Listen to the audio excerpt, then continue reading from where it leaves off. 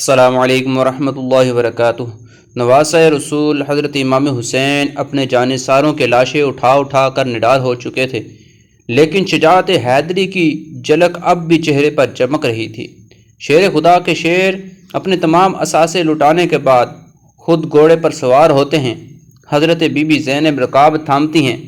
یزیدی لشکر جب تلوار حیدری کو میدان میں دیکھتے ہیں تو ایک دفعہ ہلچل مچ جاتی ہے۔ ہر کوئی امام حسین کے سامنے آنے سے ڈرتا ہے، کیونکہ جانتے تو سبھی تھے کہ اب میدان میں کون اترا ہے۔ سبھی نے پیغمبر خدا حضرت محمد مصطفیٰ صلی اللہ تعالیٰ علیہ وآلہ وسلم کا فرمان سن رکھا تھا کہ حسین منی وانا من الحسین، لیکن بدبختوں کی آنکھوں پر لالچ اور طمع نے پردہ ڈال رکھا تھا۔ ہر کوئی دربار یزید میں اونچا مقام اور انعام و اکرام حاصل کرنا چاہتا تھا، لیکن تاریخ نے ایسے بزدل فوج نہ دیکھی۔ سبھی ایک دوسرے کا منہ دیکھ رہے ہیں کہ شاہسوار کربلا کا مقابلہ کون کرے گا۔ شجاعت حیدری کے وارث کو دیکھ کر یزیدی فوج نے نہ صرف انفرادی جنگ بند کر دی، بلکہ اجتماعی حملہ کرنے کی بھی کسی کے اندر جرأت نہ تھی۔ جی یہ وہی شاہسوار ہیں کہ جن کے بچپن ہی میں ان کی شہادت کی خبریں عام تھیں۔ ایک دفعہ حضرت جبریل امین حضور صلی اللہ علیہ وسلم کی بارگاہ میں حاضر تھے اور وہاں حضرت امام حسین بھی تشریف لے آئے اور حضور صلی اللہ تعالیٰ علیہ وآلہ وسلم کی مبارک گود میں بیٹھ گئے۔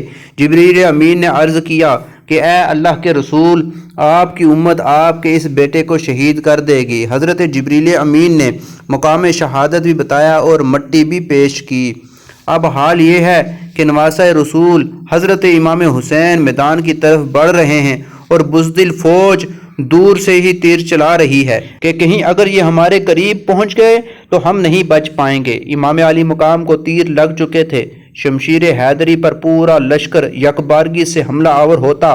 خوف کے مارے فوجیوں کی گردنیں کٹ رہی تھی۔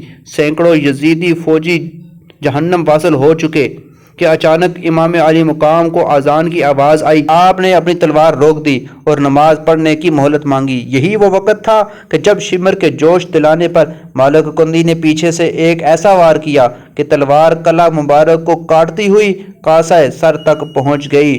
خون کا فوارہ نکل پڑا۔ جیسے جیسے وقت گزرتا گیا امام کے جسم پر تلواروں، نیزوں اور تیروں کے زخم بڑھتے جا رہے تھے، لیکن پھر بھی کسی کی ہمت نہ تھی کہ شجاعت کے اس کوہ گراں کو شہید کر سکے۔ شمر ملعون کے کہنے پر سب نے تیروں کی برسات کر دی۔ ہولی بن یزید نواسہ رسول صلی اللہ تعالیٰ علیہ وآلہ وسلم کا سر کاٹنے کے لیے آگے بڑھا، لیکن ہاتھ کانپ گئے۔ پھر شکل قلب بدبخت اور ذلیل سنان بن انس آگے بڑھا اور انعام و اکرام کی لالچ میں امام علی مقام کا سر تن سے جدا کیا۔ نعوذ باللہ۔ ملعون ابن زیاد کے حکم پر تمام سر نیزوں پر چڑھا دیے گئے اور جسم اطہر کو گھوڑوں کی ٹاپوں تلے پامال کیا گیا۔ شہادت حسین رضی اللہ تعالیٰ عنہ تاریخ انسانی کا ایک غیر معمولی واقعہ ہے کہ پیغمبر کے پیروکاروں نے ہی اپنے نبی صلی اللہ علیہ وسلم کے نواسے کو بے دردی سے شہید کر کے اس کا سر اقدس نیزے پر سجایا۔ یہی نہیں، خاندان رسول صلی اللہ تعالیٰ علیہ وسلم کے شہزادے اور اصحاب حسین کو بھی اپنے انتقام کا نشانہ بنا کر انہیں موت کے گھاٹ اتارا۔ نواسہ رسول حسین ابن علی رضی اللہ تعالیٰ عنہ اور ان کے 72 جانثاروں کے خون سے کربلا کی ریت ہی سرخ نہیں ہوئی، بلکہ اس سرخی نے ہر چیز کو اپنی لپیٹ میں لے لیا۔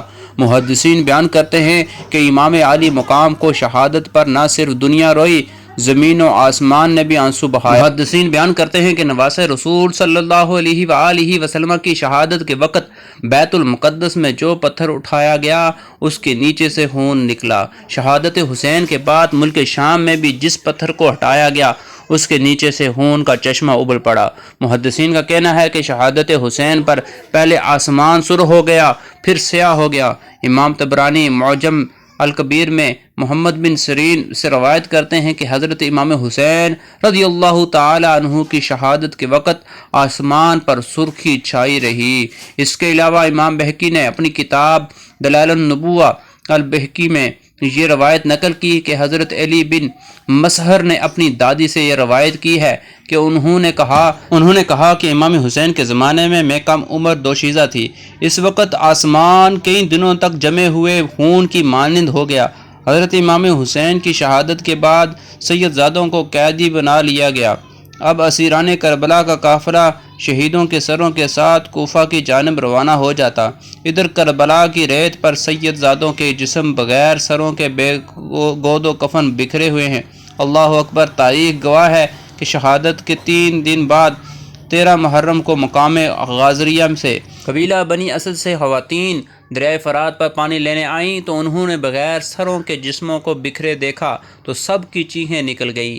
واپس گھروں کو لوٹی اور اپنے مردوں کو بتایا کہ خاندان نبوت کی لاشیں بکھری پڑی ہیں، ہمیں ان کو دفنانا چاہیے۔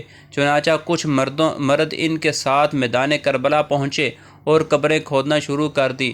سبھی جنازے پڑھنے کے لیے تیار تھے کہ اتنے میں ایک گھوڑا سوار شخص آیا اور حضرت امام حسین کے جسم کے ساتھ لپٹ کر رویا۔ اس شخص کا رعب اور دبدبہ اتنا تھا کہ ان کے لیے مسلح خالی کر دیا گیا۔ انہوں نے نماز جنازہ پڑھایا اور پھر ایک ایک جسم کو نام سے پکارتے اور دفن کرتے۔ سب سے آخر میں حضرت عباس علمدار کو دفنایا گیا۔ جب وہ گھوڑا سوار جانے لگا تو قبیلہ بنو اسد نے پوچھا کہ آپ کون ہیں؟ جواب ملا، میں علی بن حسین ہوں۔ یہ کہہ کر چل دیے اور نظروں سے اوجھل ہو گئے۔ ابھی تک اگر میرا چینل سبسکرائب نہیں کیا تو سبسکرائب کر لیں۔ اگر ویڈیو اچھی لگی ہو تو لائک کریں، ویڈیو شیئر کرنا نہ بھولیں۔ اللہ حافظ۔